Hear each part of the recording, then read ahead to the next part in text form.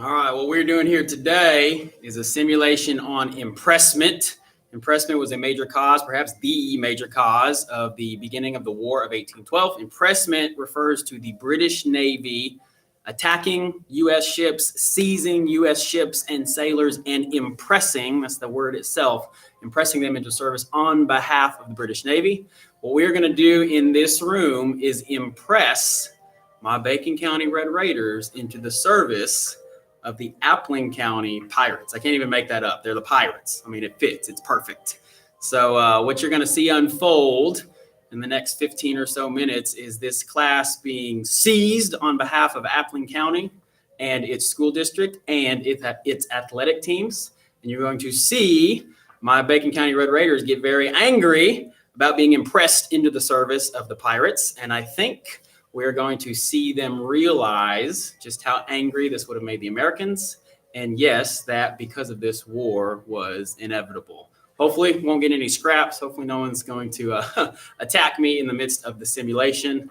And certainly, hopefully, we will have a key learning takeaway from it. So let's see how it goes. It works in my mind. Let's see how it goes in real life.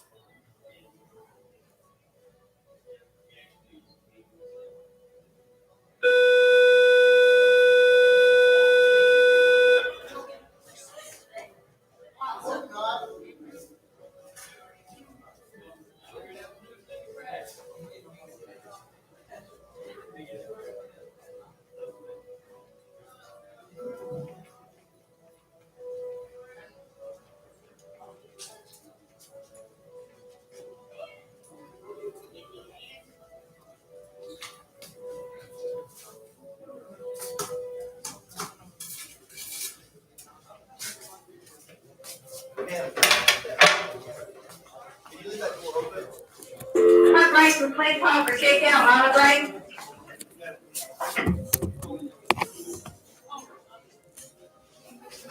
Care. My gosh. I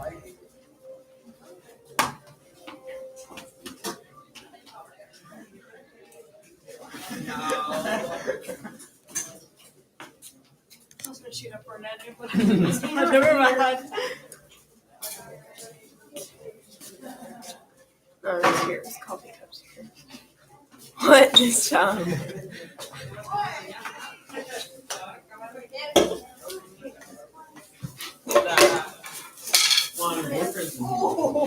Which one? Yeah, you do. Huh? Stop. Let me okay it. Oh, Savannah, you're gonna join us in this class now? You think it's okay? You think it's okay to just abandon us in there and then you can't come back in here? That makes no sense.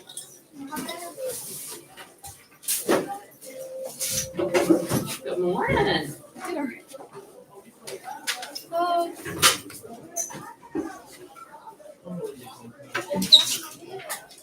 Back on camera.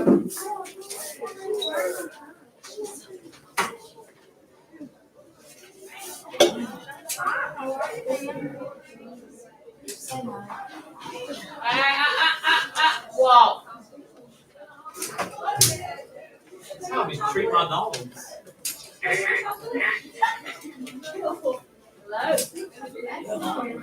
Chocolate pig, man. Yes, I can. It's all right there.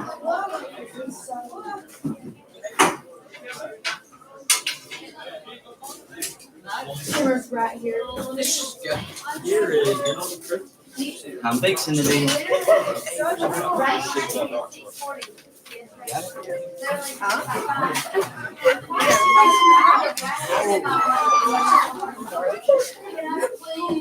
Happy birthday, Hailey. Oh my God. Oh my gosh, happy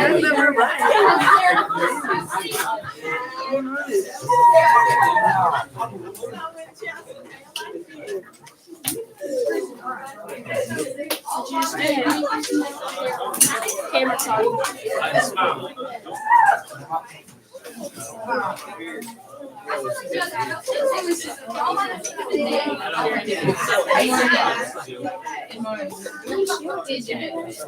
That's what it is for most. No, Good morning. How are we? Good morning. So I need your input. I want you to talk to me about how we could put together a Raider Spirit, Raider Minute sort of thing. Like have any of you seen the Raider Minutes that we've begun to do? Okay, so we've done some Raider Minutes and we're pushing them out on social media, such as a Raider Minute is like just 1 minute, 60 seconds, give or take, that's showcasing some of the cool things that are going on in our building. So one of them we did was a lab that was going on down in biology, and I interviewed one of the students, and she told us about the lab, and then I kind of showed some of the other students as they were doing the work. Then we did one down in the ag barn. They were having a big electrical wiring competition down there, and lots of money to be made in electricians. But anyway, I went down and did a quick Raider Minute with one of the guys that was competing for our school, although there were people from all over the state that were there that day. And he told a little bit about what that competition was. Then last week we did one, anybody in here?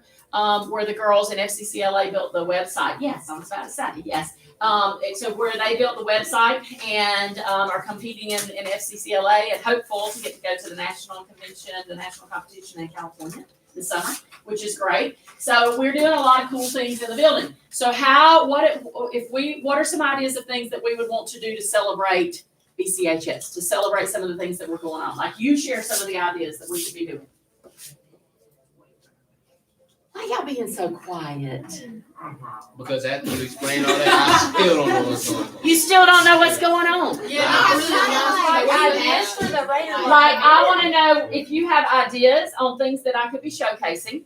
Like, you're in a variety of classes, so what are some things we could showcase? Or how could we make a Raider Spirit video that shows excitement in being a Raider? Let's have videos before we talk. Say that again. A pep rally could be some chaos, but yes, it could be a good thing. I wanted to have a pep rally for basketball and wrestling. Unfortunately, COVID prevented me from being able to have that during the school day. Yeah, pet rallies. Yeah. Well, definitely on my goal is to do spring sports, and I'll just bring back basketball and wrestling at that point, simply because they haven't gotten to have a pep rally. How else can we build? I want to build this BCHS spirit, not just in the school, but outside the community too. So how do we do that? You are BCHS, so help me understand. How do we do that? Could you like Video announce the games. games? Yeah, like the Later, games on like the this week and who won and stuff like that over the intercom. And Yes. Because I Yes. never know when there's a soccer game or not. So you don't know when there is one, and you'd like, so, okay, all right, so I make the announcements usually at the end of first block. Y'all hear my voice. So particularly the home ones, okay? And alongside with that, like, okay, if they win a basketball game, if someone had 20 points, I say they should get. You should recognize them. All right, so that's one of the things that we've worked on trying to do. I've got to figure out how to get the coaches to connect and tell me that. We have a student of the week for basketball. Every week we vote on one. Well, I never He's- heard They about announce it? Okay. Yeah, like if I don't know it, you know, like I was out of a lot of the home games, but I don't keep up with who had how many points. Like I'm just excited we're making the baskets and we're doing a good job and stuff. So then to know, so all right, so let me get. I need to get my phone so I can make some notes. All right, so you guys are telling me. some hard work going on, like some showcase that. Baseball season's coming up. Are they? They're gonna do a high video for your.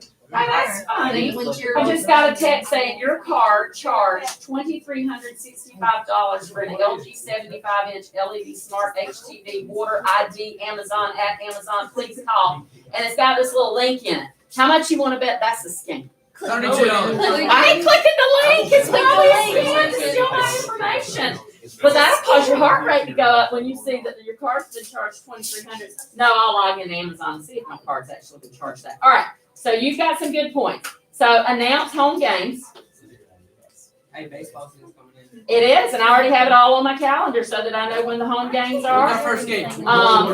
This week, let's see, announce We showing out this year. home games. Announce, like star play. How would you say that, Rashid? Like star players or MVPs? Okay, announce MVPs makes sense to me. All right, announce the MVPs. What else? Tell me something else I can do. So we've got to get it. I'm talking about in the building and social media. Football field. Cheerleaders on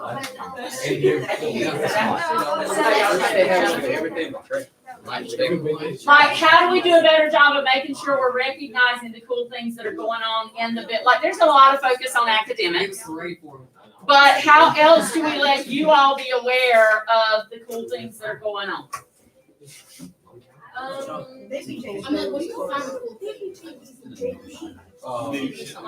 What's the cool thing that's going on? All right, so if y'all were gonna make a Raider video, what's a cheer that you could do right quick over the video, you guys? You mean Horns up. Yeah, Horns up, what else? Cheering.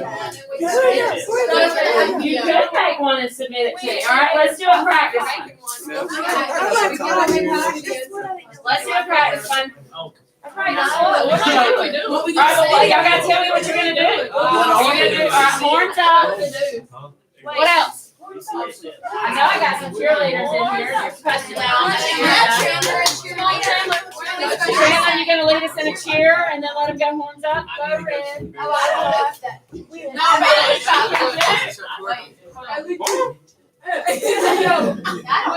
What's the one they do at the basketball game? All right, let's do this. I'm gonna do it this way. I'm gonna start over here. I want y'all to go horns up. And then I want you guys to go something BCHS. Go BCHS. Horns up. Horns up, Sally. Go. All right, so we did something What do y'all think? Something better. Yeah, like that's. Well, you gotta come up with something. I'm trying. Everybody got a Spanish this year. They would say go Raiders. In Spanish. But on Spanish. All right, 30 seconds. Come on. Everybody just. So y'all are doing that? No. Let's dress up in the. No, Marley. All right. Tell me what you're gonna do. Horns up. Horns up. That's too DC. That's like the red. I like our Raiders. I like that too. All right, so what if we go with horns up? Go Raiders. Yeah, y'all can go ready. Alright, All right, we're going. wait. I'm gonna do a 1, a 2, a 3. All right, ready? Horns up. This half. Go Raiders. This half. I'm gonna do a pan as we go around. So I just want to do horns up, dirty loud, and then go Raiders. I'm not stopping. Hey, start on that side. And then we'll say so. Go Raiders first. All right, go Raiders. Horns up. And then horns up. All right, so go right. So you're gonna see the meters go 1, 2, 3. On 3. Ready? Horns up. All right, here we go. Pan around. Go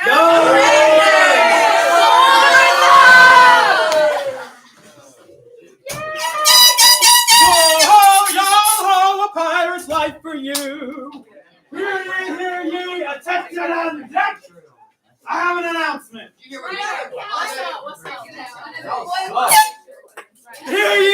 ye, all who have ears, draw near and render attention. On behalf of the county seat of Appling, the municipality of Baxley, and as an official messenger of the nation of pirates, I hereby declare this classroom and its occupants are hereby impressed into the service of the Appling County Pirates, its school district, and its athletic contests. Where my athletes at? Where my athletes at? What do you play? You'll do. What do you play? Not for you. You'll do. Yep. The occupants therein to hereby relinquish any loyalty of fealty to the county of Aiken and the Raiders of Red.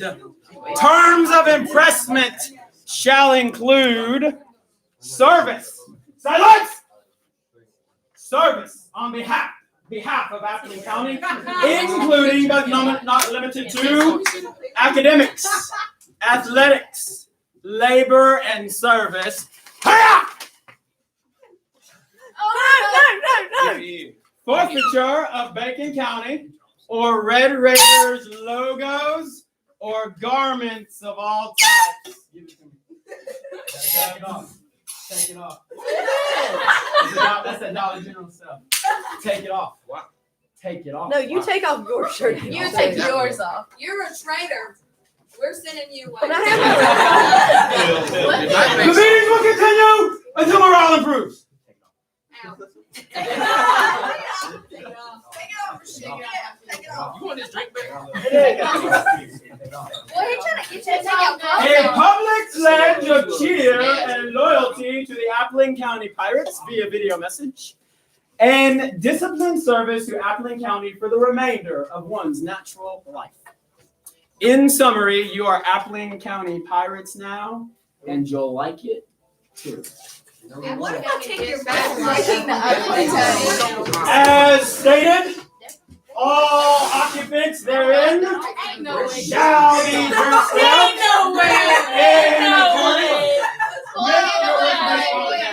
Where's the baseball? God damn it. This year. Put it on. Put it on.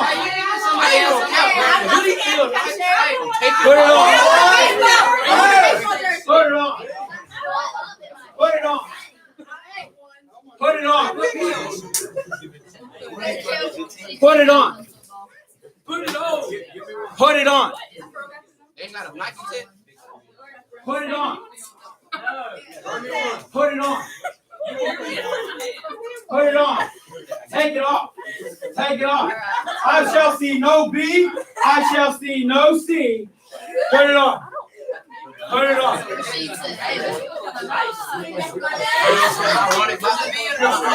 Leave that to my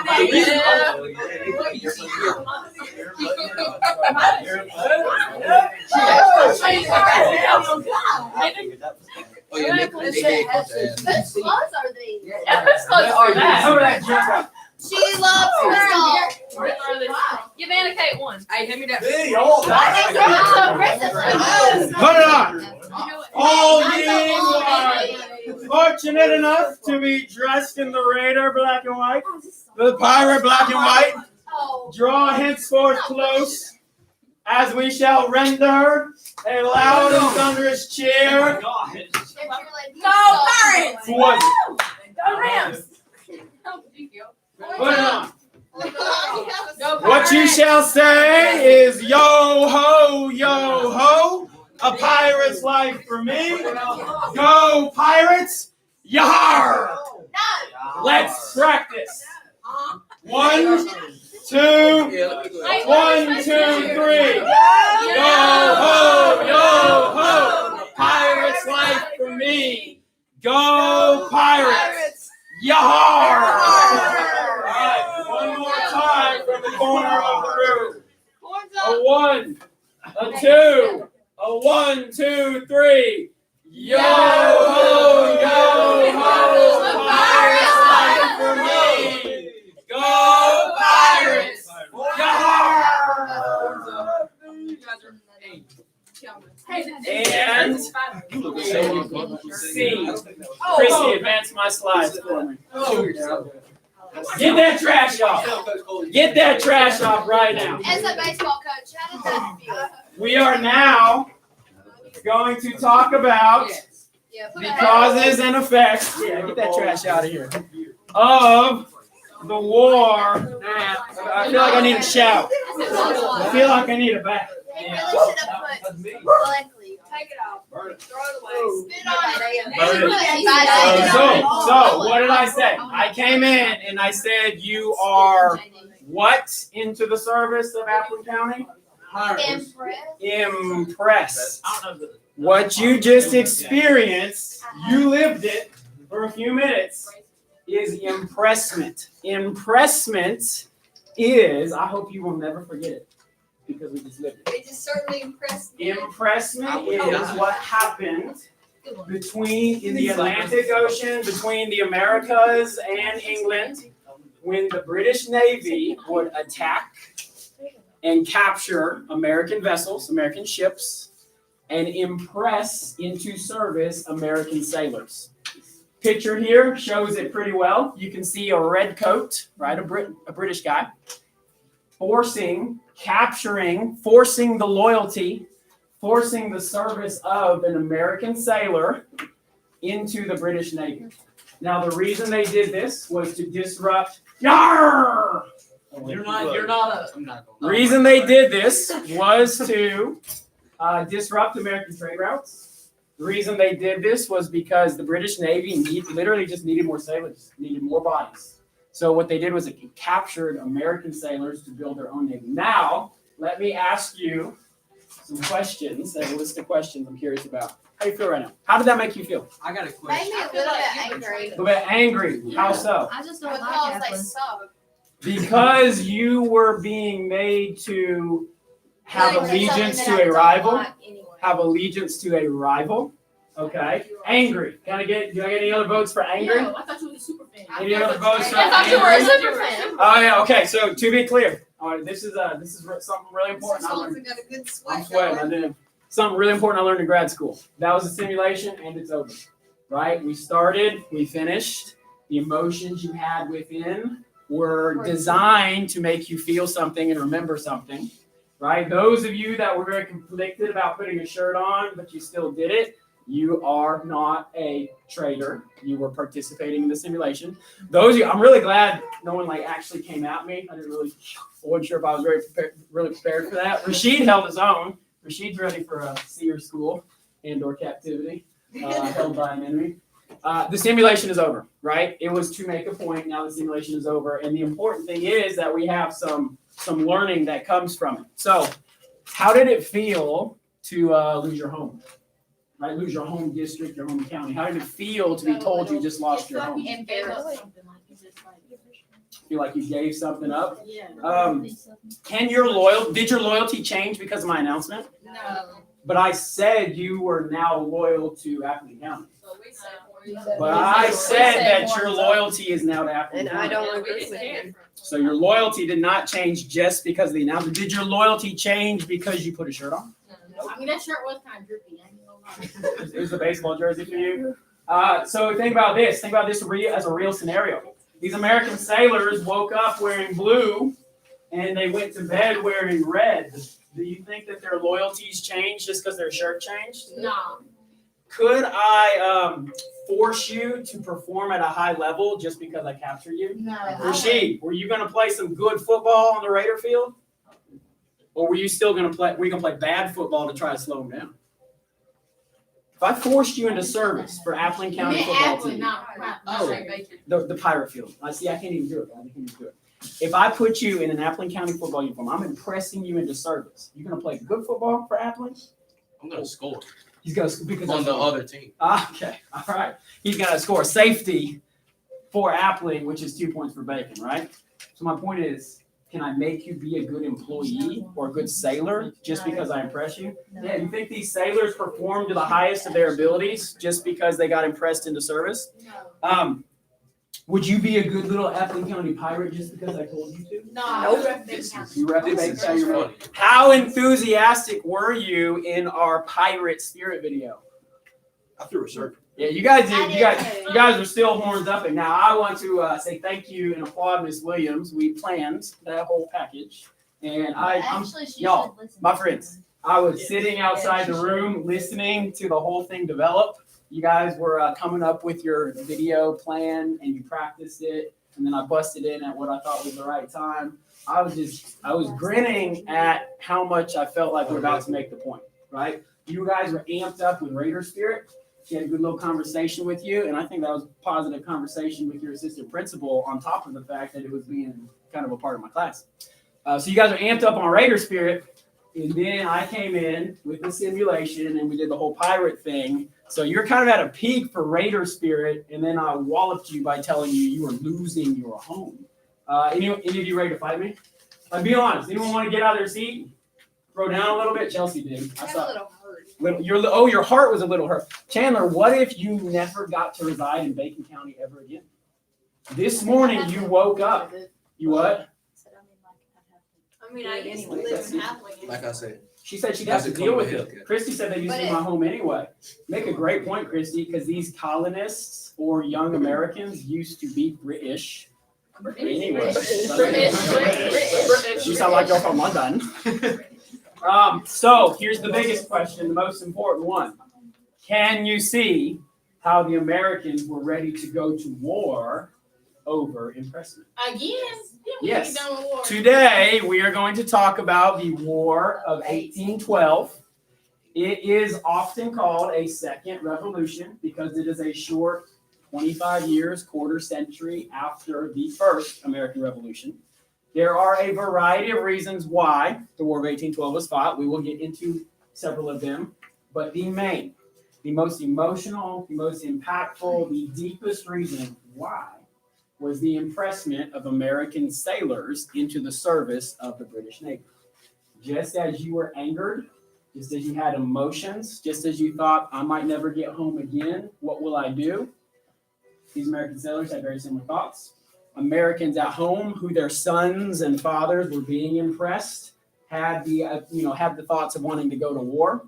So I hope this is a long sellout for to make a point here, right? Long sellout for a particular vocab term. I hope you'll never forget impressment as the major cause of the War of 1812, because just as you felt everything that you felt about being told you're an Appling County Raider, pirate. I can't even do it, guys. Just as you felt everything you felt about being told you were a pirate, this is how Americans felt being told that they were still British subjects and being impressed into the British Army. So impressment, captured and forced into service of a rival, most specifically American sailors being captured and impressed into the service of the British Navy. So applause for you, applause for each other, applause for Mr. Powell because he's in here and he's writing my evaluation. Come on, guys, come on. And scene on that whole intro. All right, what I need to do now, not want to do, but need to do, is pass back this variety of your old work. Given that we didn't get to the two sections, okay, War of 1812, I certainly didn't count off for it, right? But I didn't reprint it either. Go ahead and as I give it back to you right now, you're going to use this section for the War of 1812, and then I'm going to give you notes for the rest of this week. So a couple minutes of moving parts here. As I ask people to hand some stuff back, thank you for your service. You've been impressed in the service. Let's get this handed back. I will tidy my junk up, and we'll move on with talking more about the War of 1812.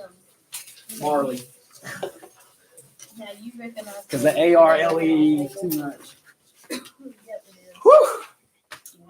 Can't wait to go back and watch that video.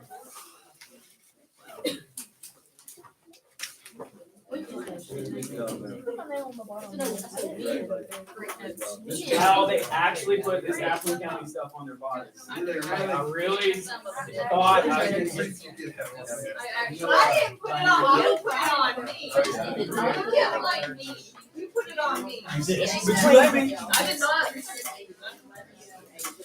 It was good. Some of Yes, them it was sorry. had a strong resistance. Back then, Bob. Totally great. Oh, he didn't care who was there. Where's my body? That's I'm gonna use that next time.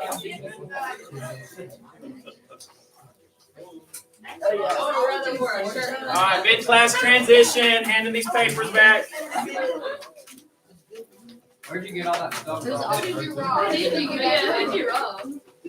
Appleton There's a County. warrant out of prison arrest. He broke into the school yesterday.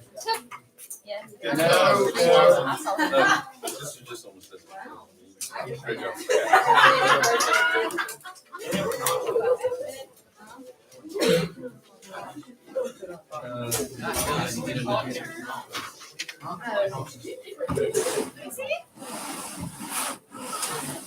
On the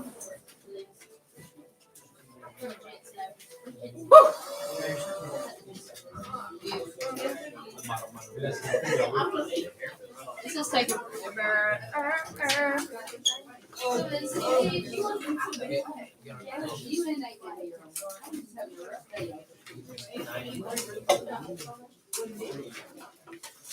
All right, they're handing you back old work. Do keep out the one that says War of 1812. But I'm also, furthermore, handing you this one. What's that? That was not me. Oh, that got anything on my shirt? That was not me. Mr. Didn't get anything on my shirt. No. I'm in seven. Show you. You got some blanks in there? I do not. Yeah. Every blank matters. That's my theme on everything. Every blank matters. For the quantity of spicy head. All right, want to make 106? I can't read. No, sorry, you must. You gotta be careful.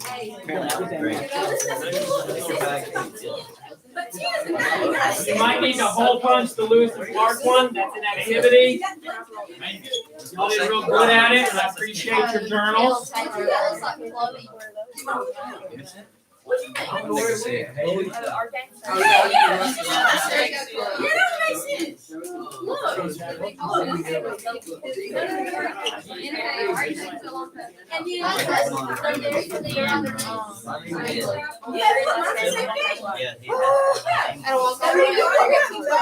should have made I know I folded mine. Oh. Unless we go ahead and put it. Okay, I respect it. I was gonna go ham this yourself. I'm gonna say this. It looked like a fish. You cannot. Brown. Nighttime Brown. is so light. What is that? Yeah. My grade is. Y'all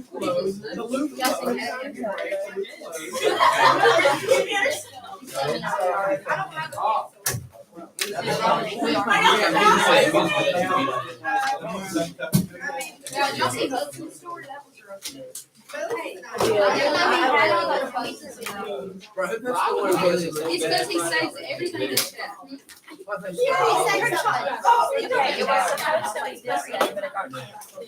I seen him save it in chat last night. But see, this is the last one on the list. Yeah, I see that. So we'll just do it for you. And I'll text them, I'll be like, y'all want to bring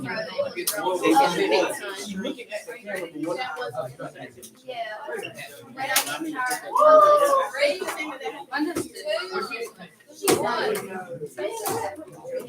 I get really tired. You see me playing, you can picture me when I just sleep. All right, come back to me. Come back to me.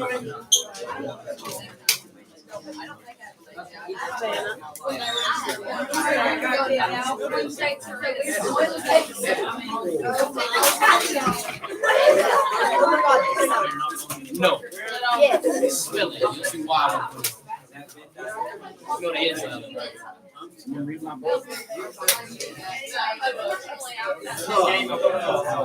wearing it. I wouldn't put that on. To be clear, I wouldn't put that on Saturday. Not putting it. Don't get to it. 12:10 is bathroom time. Smell it. Who is it supposed to be? Ronald Reagan or somebody?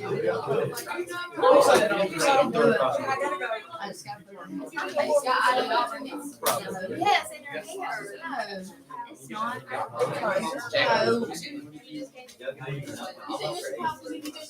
For what? Hey, Jay. I don't know what you said. You had to do that because Miss Powell was coming in. No, Miss Williams came in, and I was sitting on the desk, she was staring at me, and I just I hope she actually listens to that because I do need to know. All right, come back to me. Come back to me. Hey, I had fun with that. I hope you did as well. Like I said, went all out to make the point about impressment. Let me explain what you just got back real quick. So what you got back was last week's notes real quick. Yeah, it is. Last week's notes, but like I said, I know that we haven't done Madison. I know that we didn't get to War of 1812.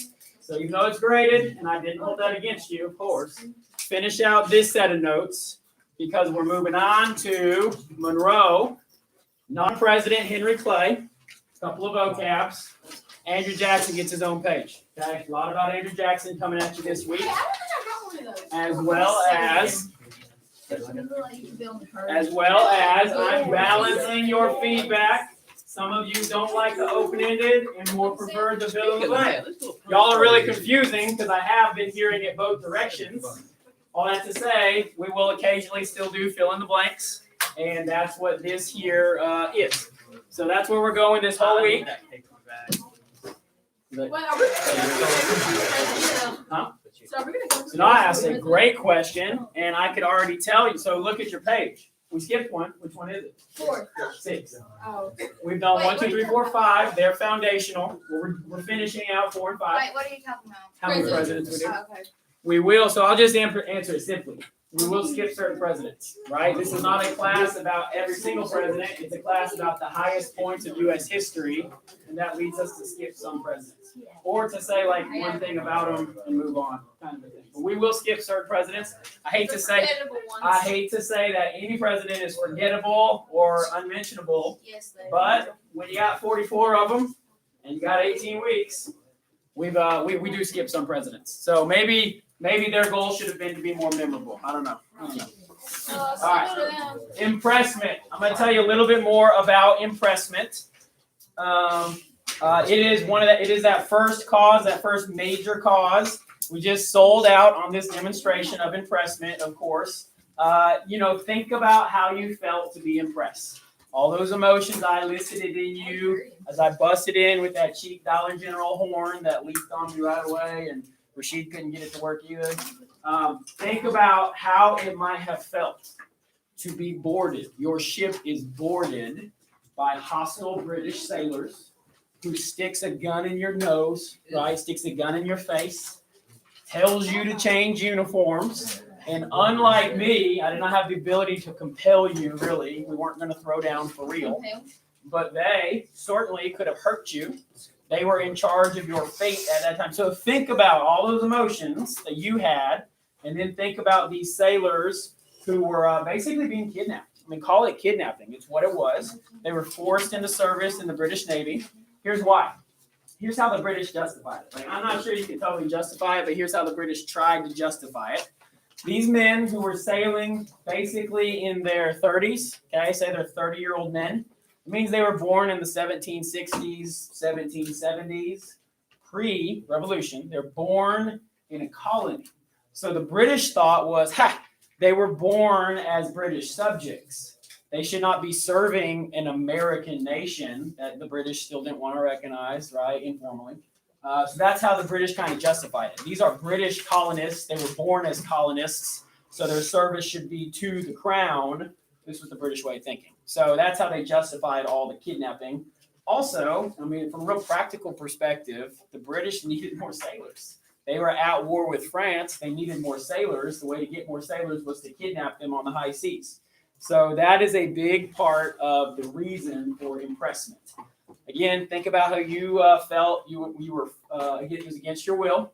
When I busted in the room, I started reading my decree. I forced you to comply. I threatened you as best I could. Like I said, I couldn't really come to fisticuffs with y'all, but that guy, that British guy, sticking his gun in the nose of Rashid probably had a little bit different impact than my little plastic sword that Rashid resisted. I don't know, because that's a sassy shooter right there. Is it the chicken wing for you? No, that's how you stand it. I couldn't have took him serious. Definitely got a little Captain Jack Sparrow in him, right? Savvy. I think a really obvious example could be athletes being forced to play for a different team. These are sailors who are being forced to play for a different team, fight for a different navy, serving a different country. But then think about their basic motivations. I mean, they would have to comply in order to stay alive. They were going to get fed. They were going to get, the British wanted them healthy and alive. You don't want to have scrawny sailors. You want to have good sailors. So they had to change loyalties, but, life went on. Some would resist. Some would comply, just like you guys did. So again, very similar, but the feelings you had about anger, the feelings you had about wanting to go to war, maybe you wanted to fight me. Well, that's how the American public felt. They wanted to go to war. That's how these sailors' families would feel. That's how the American politicians felt. Let's go to war with Britain. We can't let this happen. So greatly upset the Americans was a major contributing factor to the declaration of the War of 1812. Just to kind of finish that out, Britain was seizing the American ships and the cargo. So that's kidnapping, that's theft. They were doing it as they were headed to French ports. So we really have three countries, and I highlighted those in three different colors on purpose. This is the violation of that neutrality. The Americans are trying to remain neutral. George Washington says, stay neutral, stay out of that Britain-French conflict.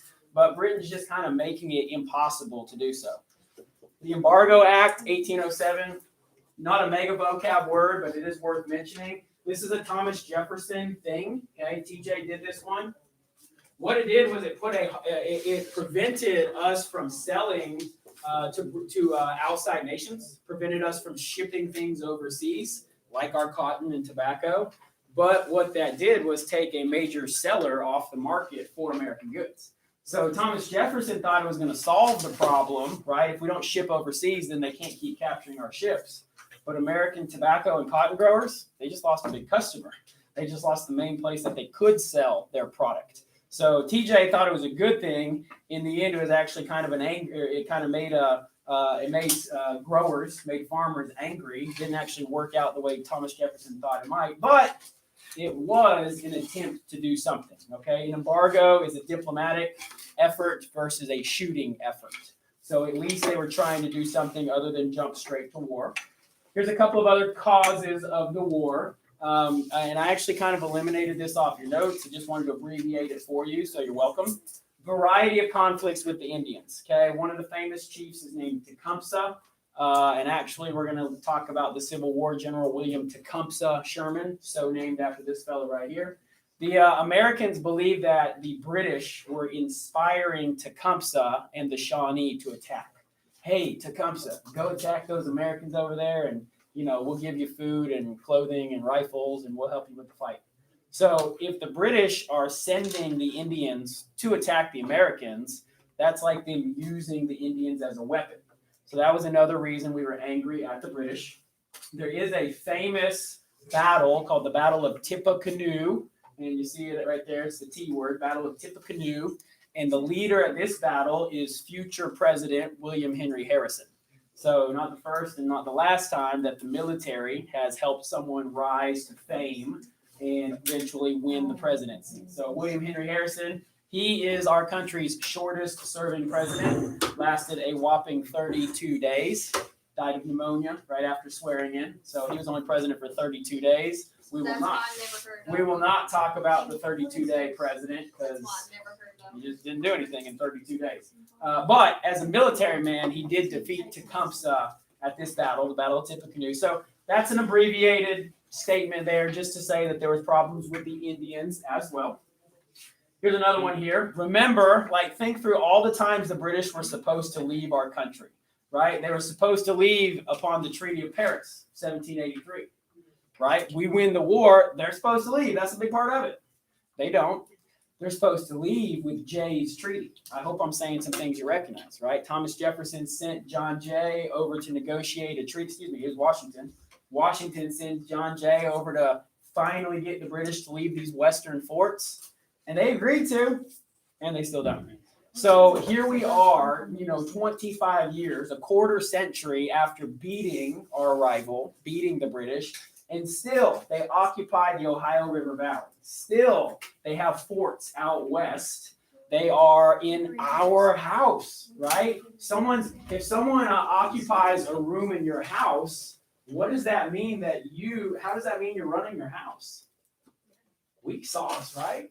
If your sister has graduated and she's supposed to leave, but she just doesn't, I don't know is this a real situation? Yes. Oh, sorry. I won't use Ashton then. If someone comes off the streets, now I got to make one up.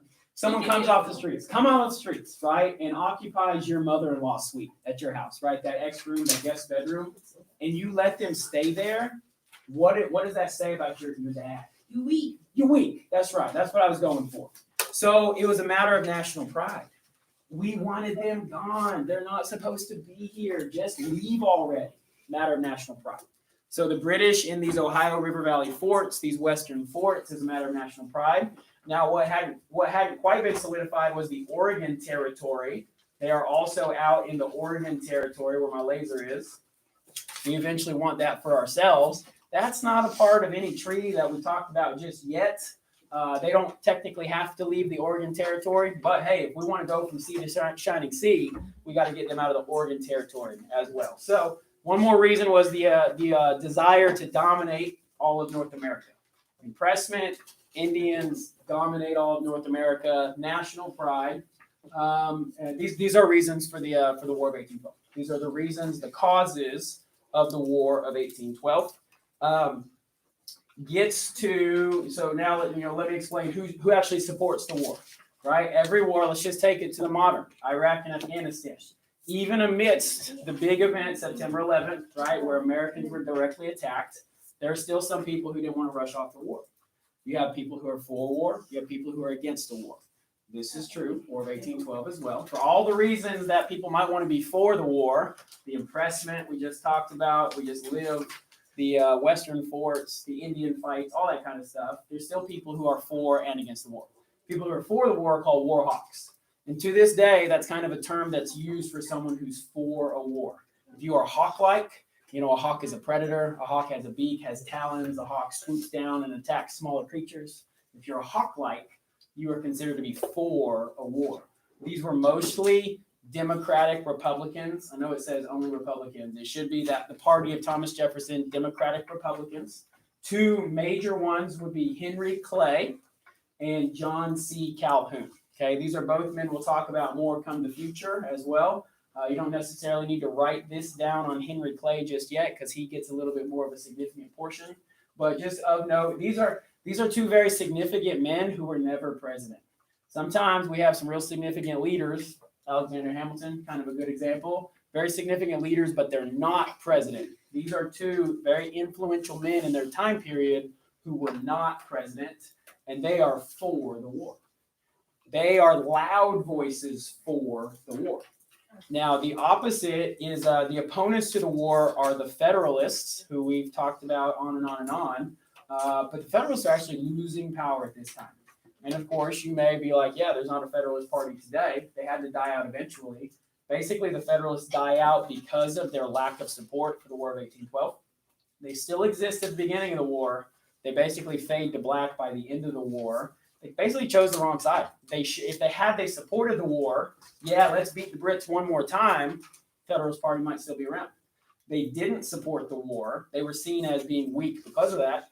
Non-American, like anti-national identity and national pride because of that. So the Federalist Party fades away. So there's for the war and against the war. Eventually, and this is the reason it is so named, the War of 1812. June of 1812, President James Madison formally asks Congress for an official declaration of war. Madison thought all these causes came because of all these causes. The answer was war. He asks Congress for an official declaration, and our very young Congress, in the grand scheme of things, we're kind of like a teenager country, right? 1789, we get our first president. 1812, I mean, we're what, 24 years later? We're a pretty young country, kind of in that adolescent age in terms of being a country, especially to declare war against that world superpower, the Empire of Britain. So pretty bold move for the teenager to bow up at the elder statesman in the crowd. Christy, you had a thought? What impresses me is how this one tiny island can just conquer the whole world. Oh, yeah. So England is an island. You make a great point, Christy. And because they're so tiny, they therefore had to spread out, right? But present day England is just this island nation. Yeah, not even a peninsula, but an island. Very good point, Christy. Very good point. So I would, therefore, that's the namesake of the war. The War of 1812 starts in 1812. You should really be able to put that one on the timeline because the name of the war is the time of the war. And I would have to say that even if you're in the war is dumb camp, and I know Haven is always telling me that war is dumb. If you stop to think about how you felt to be impressed or how you would feel to have Indians being sent to attack your home, or how it would feel to know that your rival still hasn't left the area that they're supposed to leave, like they're still in the Ohio River Valley. If you don't stand up and fight, people are just going to walk all over you. Even if you're in the war is dumb category, you can at least probably understand why Americans wanted to go to war, right? Christy, you're exactly right. At a certain point, it was that national pride, national identity thing that really carried the day. Pretty popular political cartoon from the time period. We don't analyze too many of these older political cartoons. I will be honest, we're going to start to analyze a lot of more modern political cartoons because they tell a story. Political cartoons are pretty similar to something you guys text each other all the time. What are they? Yeah, they're basically memes, okay? It is a message being sent visually instead of through a long paragraph or something like that. So this political cartoon here says, let's give the Brits another bloody nose. Let's give them another bloody nose. Beat them once, beat them again. Yeah, that is a bloody nose for sure. So think of it as a boxing match. Another bloody nose, another black eye. This is what we wanted to accomplish. You made that comment before. Tell me more. Because it's just like this big superpower just lost his baby country. Now this adolescent, this upstart, young buck is bowing up at you. What's up? Yeah, they look so weak. That would be like us. Yep. So, War of 1812, it's not a military history class. We're not going to get into all the battles, but one key battle. Come on, right here.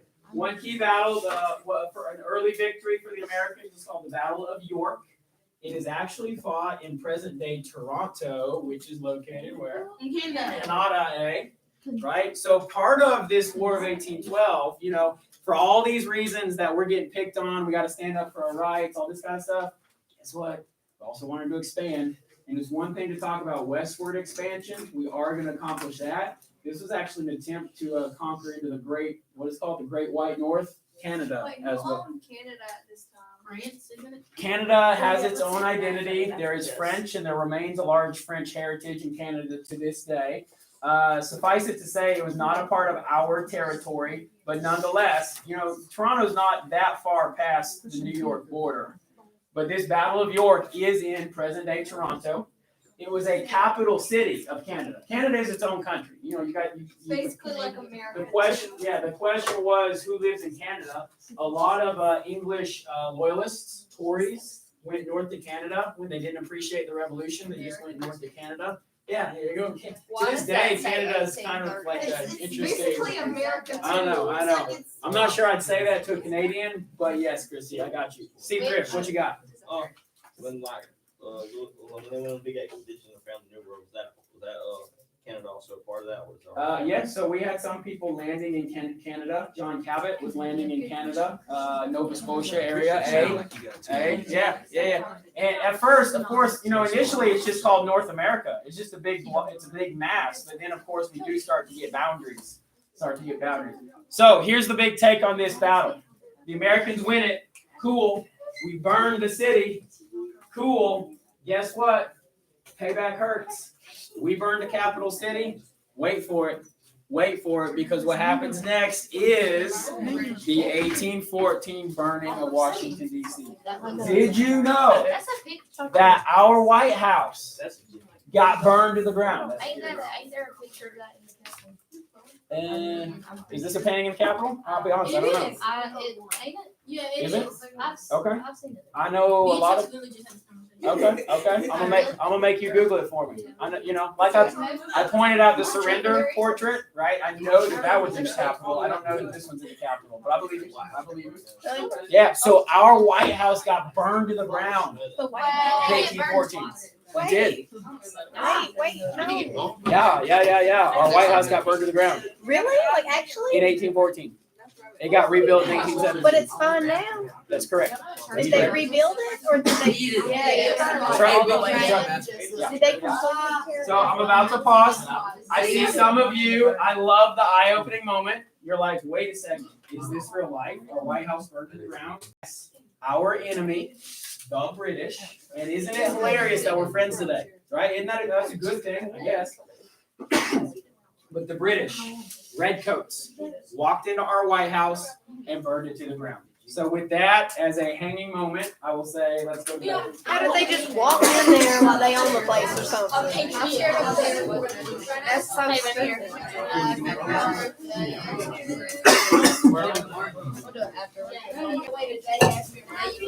Hey, actually pause button. We are going to walk by McGuire's room and we are going to sing him happy birthday. Because it is McGuire's birthday. What if he's teaching? So. Exactly. Let me leave. Oh, Marley gotta pull the meat I'll pull the meat. Happy birthday.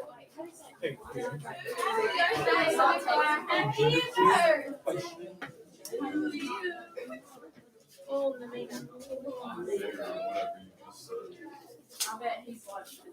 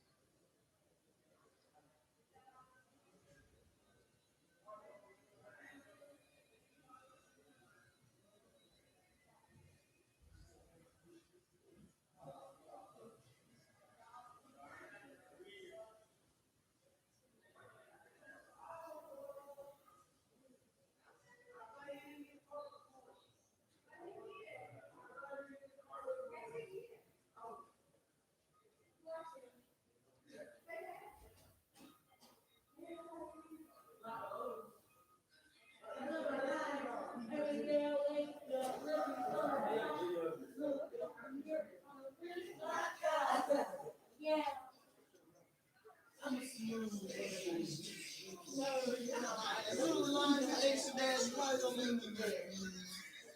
you all right this part, Luke?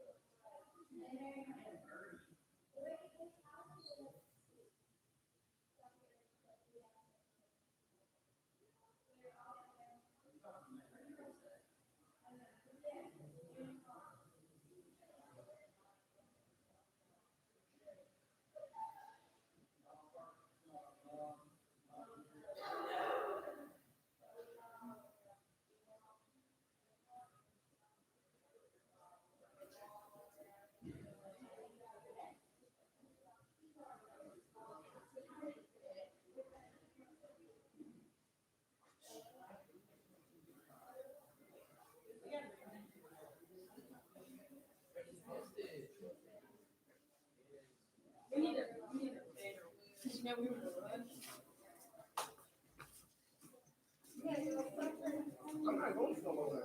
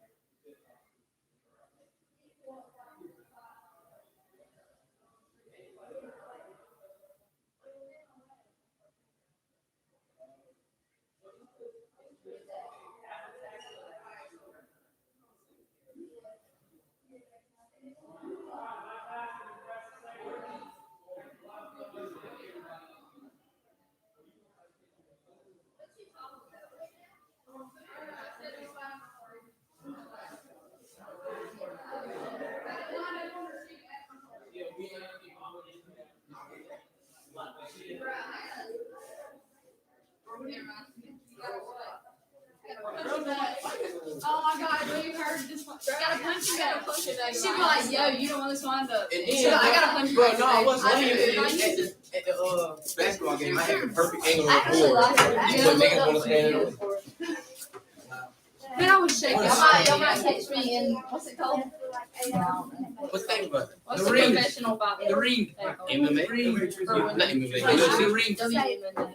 No, it's And Crystal It's drove just her legit. kids It's around for always 12 like hours. You have a good Oh one. my gosh. Boy, it's warm. Turn the next year. All right, come on back in. But they have. Haley Hand, front center. Haley, yeah. This is happening. Get up, Haley. Go to the front. Where's my phone? So I heard the word birthday and it reminded me of my good buddy, George McGuire. I hear it is also Haley's 16th birthday. Are you taking a test today? Tomorrow? The next day? You're not telling me? Okay. Well, let's sing happy birthday for Haley. Get your videos ready. Happy birthday, bear. 1, 2, 1, 2, 3.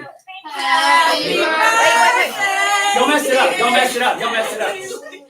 Let the bear talk. Oh my God. And then sing happy birthday. Here we go. Happy birthday to you. What? Happy birthday to you. Happy birthday to you. Happy birthday to you.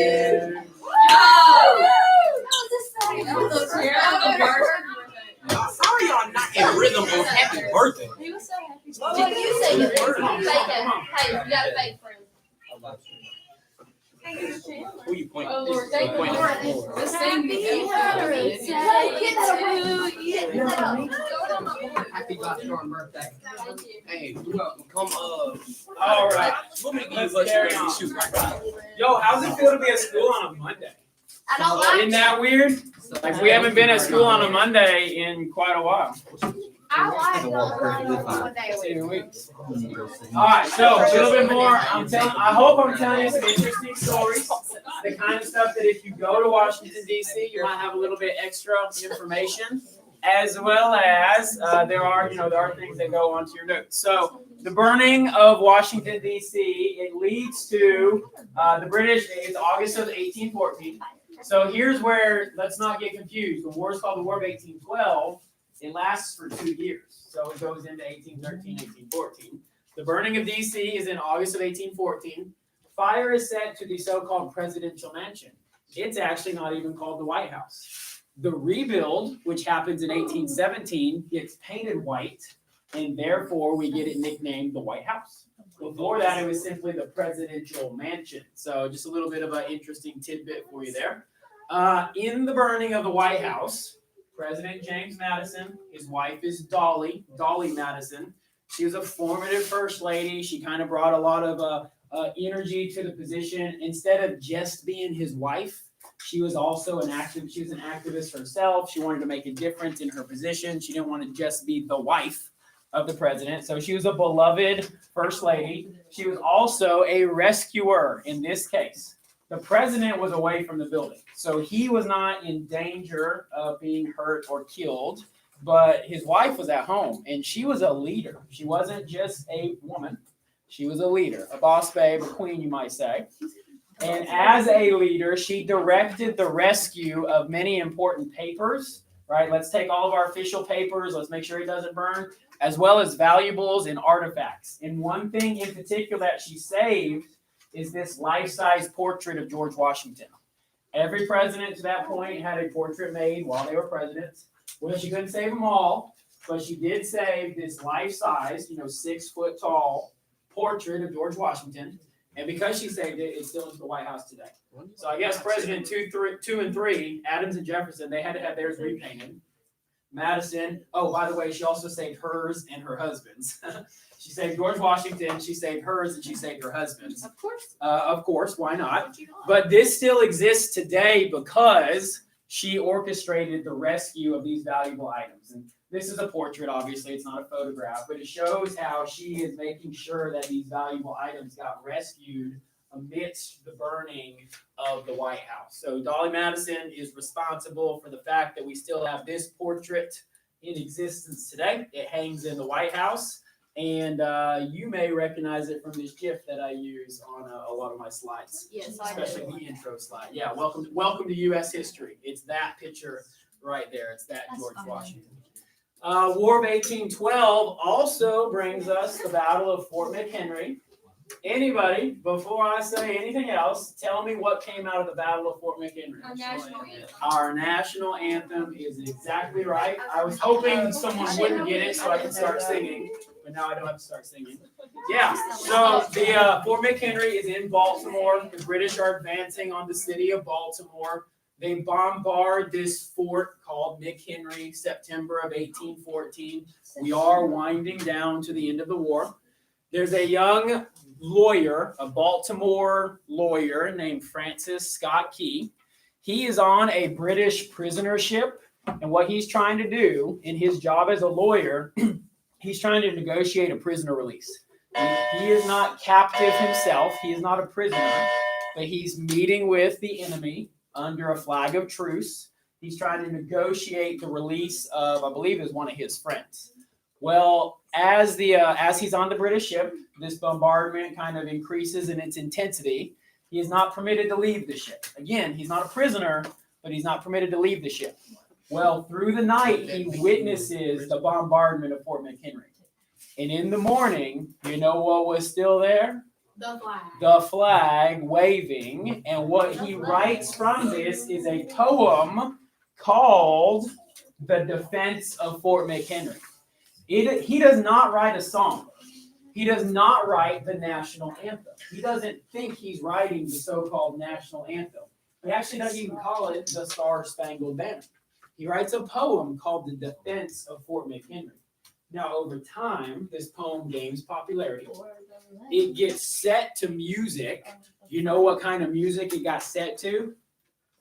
A drinking song, right? The tune of the national anthem is actually a British drinking song. If you go to a pub and you're getting a little slosh, and you're getting jolly, jolly, jolly, and you're singing a song, it's a drinking song. The national anthem, our Star-Spangled Banner, is set to the tune of a drinking song. Now, of course, that's not how we think of it today, but that is the origin of it. This poem, The Defense of Fort McHenry, becomes our so-called Star-Spangled Banner, eventually gets adopted as the national anthem. I see that they did take some lines out for the one we sing today. They took out some lines. So, Christy makes a great point. I'll be honest, my eyeballs can't catch everything on that little bit right there. What we sing is the first part of the poem. I believe there's 5 stanzas to the poem. And yes, some people do point out, and this is a little extra, I wasn't quite planning on going there, but, take it back to football players kneeling for the anthem, people all around the world, considering kneeling for the American national anthem. The reason for that is there is mentions of slavery, there is mentions of bondage in the lower stanzas of his poem, and that is a reason that people see it as not a free song, but an oppressive song, and that's a valid argument. That's worth hearing, and that's why it's important to talk to each other. I'm not, I will say we've adopted it as our national anthem, and I respect that as such. But with a critical thinker could say, why is this line in stanza 3? And I'm not sure I agree with that. That is the origin of some of the consternation about the national anthem. Good thought right there, Christy. So gets us to this. Here's a little extra for you. This is the actual Star-Spangled Banner that Francis Scott Key saw above Fort McHenry. It was still there in the morning, right, just as the song says. Inset picture of Francis Scott Key right there. Now, this flag is available at the it's on display at the Smithsonian in Washington, D.C. You can walk into the room and see it yourself. And I have done that before. It is under special lighting so that it doesn't fade any more than it already has. Excuse me. And you also can't take a flash photography picture of it because your flash could contribute to the fading over time. That's, I know you're like, oh, my one picture won't make a damage, it won't hurt it. A lot of flashes could damage such an old artifact like that. Looking at this flag, though, does it look like, do you think this is exactly what Francis Scott Key saw that morning? No, why not? It's certainly seen a bunch of, it's certainly seen a lot. Okay, it's seen a lot. It's gone through a lot since that day. Look at it. Look at it. What shape is it? It's It's a square. Why is it a square instead of that shape of a flag or rectangle? They like squares. It's been cut off. It's been cut. Why would it have been cut? She's exactly right. It's been cut from the far end up to this point right here. I think she said burn or torn. Riley, what you got? I thought it was shale. Torn. So it's actually not from war. If you're thinking that it got shot at or it got burned or something like that, that's not the reason why. The reason why is people started to snip bits of it for souvenirs, which of course is kind of disrespectful to the flag. People do that all the time. People continue to do that, right? People snip little bits of things for souvenirs, athletes' jerseys, basketball nets, maybe a flag, I don't know. Well, this flag actually went on tour, right? Because it was such a unifying symbol, the flag that was at Fort McHenry that's associated with this poem that's gaining popularity. The flag went on tour, and every time it would stop, and it's not like people had security quite like we do today. People would snip little bits off of it as a souvenir. So it did get shortened significantly. That's why it's like this. Even this little bit right here that got cut out of the center. Several little cuts come out of the center. So That's totally extra. Just a little interesting extra for you about that actual flag, the Star Spangled Banner. I will. We're cruising pretty well on time. I'll pause and let us watch a quick video here about the defense of Fort McHenry. Keep me from talking quite so much. What happened to We should sing it. You sing it good here. just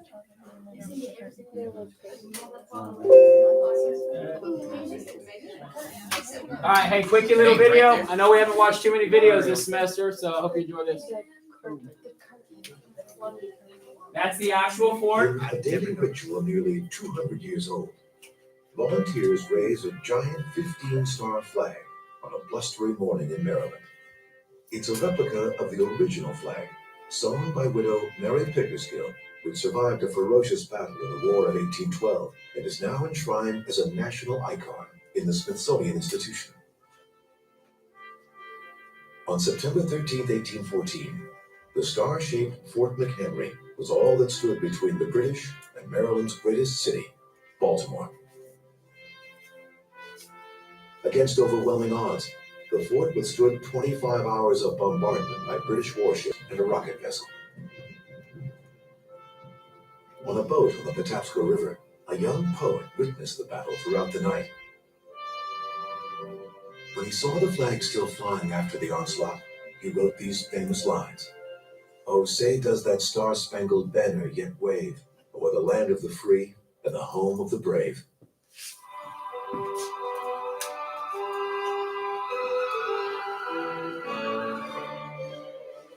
Francis Scott Key named his poem The Defense of Fort McHenry.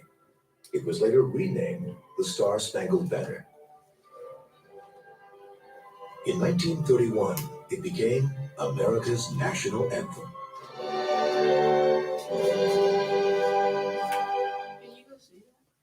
So yeah, I'll answer that as well. So 1931, you can see obviously. You know what I see here? Immediately did not immediately become the national anthem. It didn't become the national anthem until 1931. And actually, God Bless America was a very close second when we were kind of taking votes on what the national anthem should be. Austin, what was your question? Yes, you can go visit Fort McHenry, and you saw from that aerial picture, it's kind of star-shaped. Very similar to that original Jamestown fort, which was triangular shaped, because it's easier to defend a point than just a flat wall, 4 squares. Now the stars, I know that kind of gives you several angles to defend in, but same concept. It's easier to defend a point than just a square, 90-degree angle. Also, you got to kind of, back to the video, you got to kind of take away the idea that there was so much buildings, so much suburbia there. It was actually the most farthest out point right on the edge of the water where it could like scan the whole horizon line. And the British ships of war, they would have been out in the water launching their bombs, as far as they could reach into Fort McHenry. It stood, it survived the bombardment, and that means that the British couldn't roll up and just take over Baltimore. So pretty significant hold at Fort McHenry. And yes, you can go visit Fort McHenry as a national historic type of site. I've not been to Fort McHenry itself. That's in Baltimore, Maryland. I have been to a little bit less famous, less significant fort, but Fort Clinch in Jacksonville is very cool. I know a lot of y'all go to Jacksonville for a lot of reasons. The airport's there, maybe just go shopping. It's not that far away, just kind of like an hour and a half, 2 hours. If you're ever going to Jacksonville and you're looking for something else to do other than shopping, Fort Clinch is a really cool experience. It's a state park, not a national park, but a state park. And it's shaped pretty much the same. Now, it doesn't have the history of being the place of the Star-Spangled Banner, but it's a pretty cool little side fort. And if you're a nerd like me, want to go visit something kind of cool, something to do, Fort Clinch in Florida is a pretty cool thing to do. Again, it's not Fort McHenry, but it might give you the feel for what it would be like to be at Fort McHenry. Also, you did see, just let me take it back here. How many stars are on that flag? 15. 15. There is one of them's cut out. Okay, that big old blank spot right there, the cutout star. Why? Why is there 15 stars? 15 states. At the time, there were 15 states in the Union. So, I think we think about the circle of 13. We have 50 on our flag now. I got a bunch of flags in the room. but our flag progressed with the growth of our country as well. So a 15-star flag is what was historically accurate at the time. Okay, moving right along. So how does this thing end? How does this war end? You would think Paris, right? Everything's ended in Paris so far. This time it's not Paris. It's a Treaty of Ghent, which is in Belgium. Not Paris this time, but Belgium. Basically, after a whole bunch of back and forth, 2 years of fighting, 1812, 1813, 1814, not a lot of territory changed hands. Stalemate means you're basically just kind of right back where you started. Wrestlers, a stalemate might be when you can't gain ground either way. Or the most famous stalemate of all time is the 38th parallel in Korea. We talked about the Korean War. That 38th parallel is basically a stalemate. I'll just give those to you as examples. Basically, the war ended in a stalemate. The negotiators, the diplomats, they basically just say, okay, let's just let's just end it where it is. We're not going to fight back and forth much more. The British do leave. They agree to leave finally, but they've agreed to that before. Just all that to say, it's basically a stalemate with neither side gaining nor losing territory. This is in December of 1814. The war is over. January 1815 is the Battle of New Orleans. Why did this battle get fought after the war was already over? Say it again. They didn't know it yet. That's exactly right. How did you say it? The treaty didn't reach. You didn't reach them yet. Yeah, the pace of communication, the speed of travel. The war was over. The diplomats had agreed to it. But they were in Europe, all the way across that big old body of water. Many months away. Word had not reached the mainland. Word had not reached New Orleans. Yeah, Christy said exactly right. Many months away. Well, the Battle of New Orleans has a very important side effect. It is an overwhelming American victory. It really solidifies the idea that the British are lost the war and are going to leave. Now, the agreements have already been made. Technically speaking, everyone already decided that the war was over and the British were going to leave. But because they really lost, they really got hammered at New Orleans, it really confirms that the British lose the war, and it is a net positive for the Americans as well. Now, it's really a positive for one single man. Anybody know who that is? Andrew Jackson, the man, the myth, the legend, and the future president. So we're going to talk about Andrew Jackson, the president, later this week. Right now, this is Andrew Jackson, the military man. And what is very important about the Battle of New Orleans to him is that he gets famous. When you're famous, what can you do? Run for president. Yeah, so the Battle of New Orleans is actually a net positive for him because it makes him be more famous. A little bit extra about his side or his early life. This is just because he's an interesting guy. Did you say it's hot in here? It is hot. I agree. No, it's cold. Where's the fan? I had a window open earlier. All right, a little bit about Andrew Jackson. So he is a veteran of the Revolutionary War. And you might think that, how old was he in the Revolutionary War? Age 13. Okay, so he wasn't an old man, but he was a young man in the Revolutionary War. He was a Continental Army courier. That means he carried messages. So not a frontline soldier, but a message carrier. He was actually captured and he was a prisoner of war in a British war camp. So he's got a lot going on in his young days. Y'all are 15 and 16. Can you imagine? Is he trying to run for president? Not at that age, no. Okay. Not at that I age. was so Not at that. confused. But this is a part of his background, right? He's a crusty old tough guy because of his life experiences. In this British war camp, British prisoner of war camp, he gets sick. What do you think the sickness of the day was? That real, the real common disease that we don't have around the world anymore. Smallpox is exactly right. Got it right. Did y'all say smallpox? Yes. I have all this talk about vaccinations in the world today.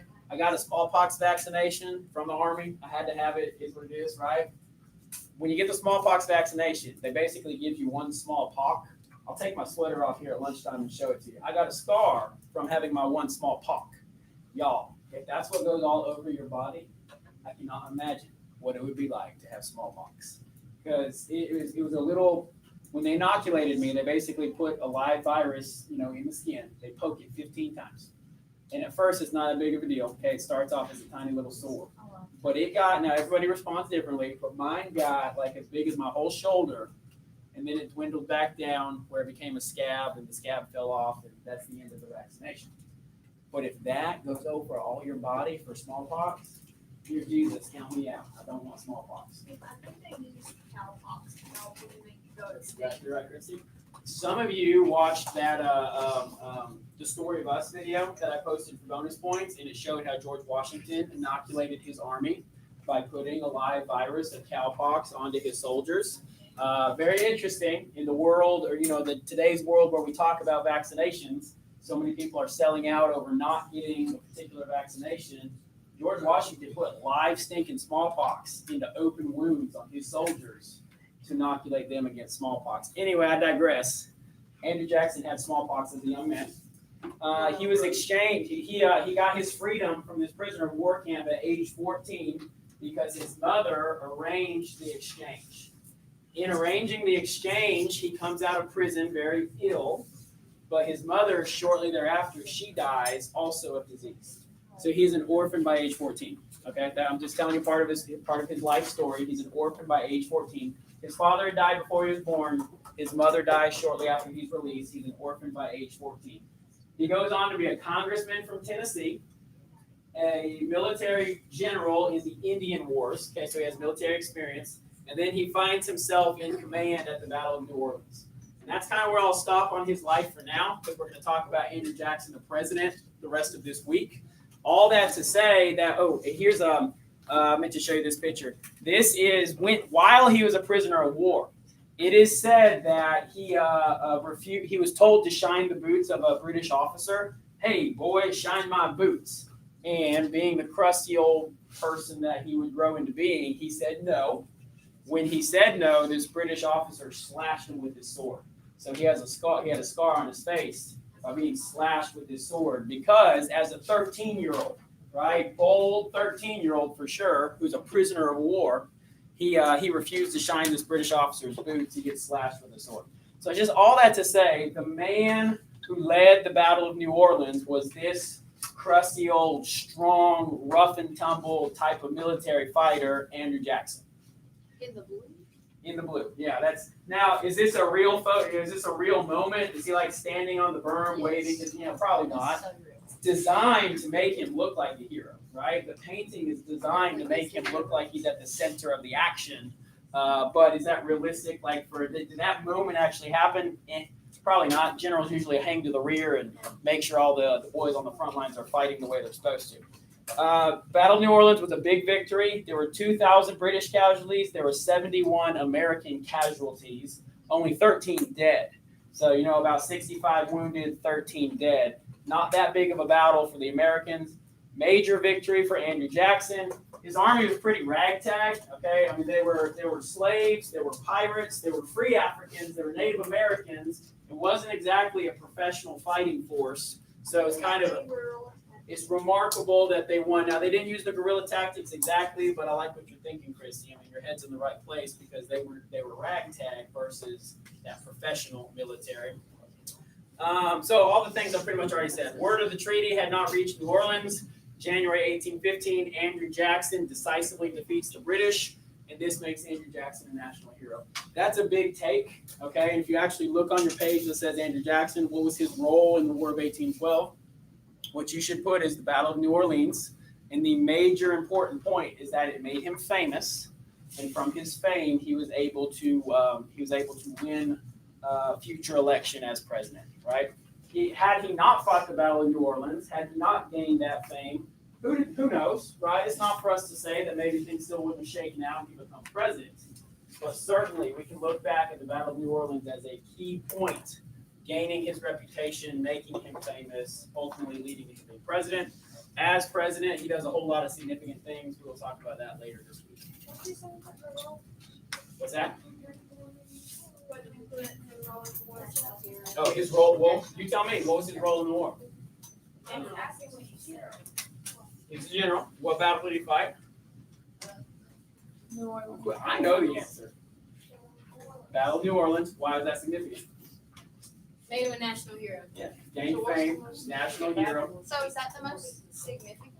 That is the most significant battle of the War of 1812. Where is his name? That's right. It is the most because it was the punctuation mark. It was that final battle that really kicked the British out, even though the treaty was already negotiated. It's what made the British really feel like they lost the war and they were going to leave. And the Andrew Jackson piece of it's pretty important as well. Pretty important as well because it makes him a national hero. He runs for president on it. I think I've said that about 7 times at this point. All right, effects of the war. Round this out a little bit rapidly. So because we beat them again, we have a surge in American nationalism, national identity. Sanaa thinks that they should hang their head in shame, right? The Brits should be embarrassed because they got beat again by the Americans. This leads to the election of James Monroe. Okay, Madison was president for a full 8 years. Monroe is the 3rd Virginian in a row. Remember what I called that? Virginia Dynasty. The Virginia Dynasty. Jefferson, Madison, Monroe, they each served for 8 years. So that's 24 years total that Virginians are president. So the Virginia Dynasty. We will talk a little bit more about Monroe specifically tomorrow, but this kicks off the so-called era of good feelings. James Monroe kind of has the simplest presidency so far. He doesn't have to lead through a war. He doesn't have to lead through a rebellion. He doesn't have to lead through a crisis. He exists. He leads through the era of good feelings. So that's a good thing for him. Sometimes that doesn't make that might make a president not very interesting because they had a smooth go at it. But in this case, I think our country was ready for an era of good feelings. We needed a break from all the war and all the rebellions. And then at this time, one political party starts to dominate. It is the party of Thomas Jefferson, the Democratic Republicans. The Federalists do fade to the back because of their lack of support for the War of 1812. So it's kind of the end of the Federalists, like I said a little bit earlier.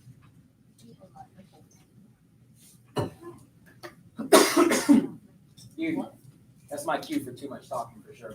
All right, a little bit more here. I think this is on your notes, and if it's not, you hear me out because it's important.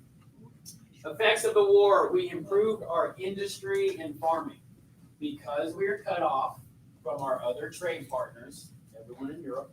We had to figure out how to make our own stuff and grow our own food. We had to get better at it. Our northern manufacturing was very often sent overseas. Obviously, it's good to have a customer, but who were we not supplying? Our own southern states. Well, during this time, when we were cut off from the rest of the world, northern manufacturing had to ship to the southern states. We had to supply ourselves. Southern growing had to ship to the north.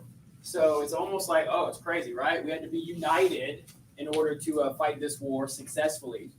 As a byproduct, war is bad, okay? War is dumb. But as a byproduct, we got better at our own manufacturing and growing.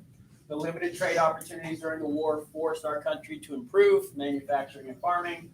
We had to make and grow our own goods where we previously could rely on trade partners, especially trade with Great Britain. If you're going to fight a war with someone, they're not going to keep supplying you, i.e., instead we had to supply ourselves. Leads to economic nationalism through Henry Clay's American system. Now, Henry Clay is one of the pictures that you have on your page for this week. He is not a president. He's a significant not a president. Like I said, every now and then someone is not the president, but they're still a very important leader in American history. That is Henry Clay. We will talk about Henry Clay several times in the next couple of weeks, but I'm just going to keep it one at a time. Right now, we are talking about Henry Clay's American system. It's an economic system that had 3 parts to it. Part 1 was a protectionist tariff. That means a tariff on imports. Theoretically, this should make American goods less expensive, but in practice, what actually happens is if we're going to tax French goods, well, guess what? The French are going to say, okay, America, we're going to tax American goods. So Southern growers, tobacco, cotton, their customer base, they saw an increase in their prices as well. So protectionist tariff is designed to protect American goods, but in practice, it actually hurts American goods. That's kind of confusing, I know, but in the end, it was a thumbs down for Americans. Henry Clay wanted to have he wanted to recharter the national bank, a second national bank. Everything we learned about the national bank Who was in favor of it? What kind of person did it support? Federalists, that's true as a party. And then what type of a person did it help? The already rich, the elites. Yeah. So the national bank, chartering the national bank was not seen as something that was going to be good for the common man or for the growers and the farmers. Elites maybe, commoners no. And then finally, the American system proposed a lot of internal improvements. What that means is roads, canals, and railroads. Very similar to today, you have a highway authority that's going to work on the potholes, or you have taxes that are specifically for new roads. Canals were the travel system of the day. We are pre-railroads. I know that might be hard to think about because today we have, there's rail and way across, there's railroads all over the place. At this point in American history, we are pre-railroad. Canal was the travel of the day. On water, through rivers, through canals. So Henry Clay's American system said, let's build more canals, right? How do we ship our goods throughout the country? Build more canals. This is a positive point of improvement, but anytime you want to build something, what's it cost? Money. How do you get money? Taxes. I knew it was on the computer, right? Taxes. So this is the American system. Critiques of the American system is that it was designed to further increase the wealth of the rich, right? Henry Clay is old money. He is elite. He is wealthy. He's got his nose stuck up in the air. So his system is not looking out for the common man. His system is looking out for the rich. The rich get richer. And an outspoken opponent of Henry Clay's American system is former President Thomas Jefferson. Not President Thomas Jefferson, former President Thomas Jefferson, but he still has a voice. He is still an advocate for the common man, the farmer, the agrarian, and he opposes Henry Clay's American system because of all the reasons that I just said. So, tiny little bit on the American system. I definitely didn't make you an economist, with that little conversation. But you can kind of understand that we still have a battle between the haves and have-nots, the rich and the wealthy and old money, and then the immigrants and farming and agrarian. We still have a battle between those two. Final effects of the war: the U.S. increases its stature throughout the world. We have taken on a superpower twice. Sanaa, how many times have we beat them? Twice. How should they feel about themselves?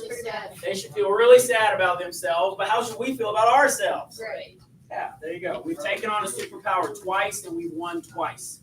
The Monroe Doctrine is something we'll talk about tomorrow, and the Adams-Onis Treaty is something we'll talk about tomorrow. I'm just going to leave that there. This is all kind of packaged into the end of the War of 1812. Two more things that we're going to talk about come the future. Oh, I knew that slide. Yeah, go back, please. Okay. Oh, that's messed up. Oh, I didn't put no notes on mine.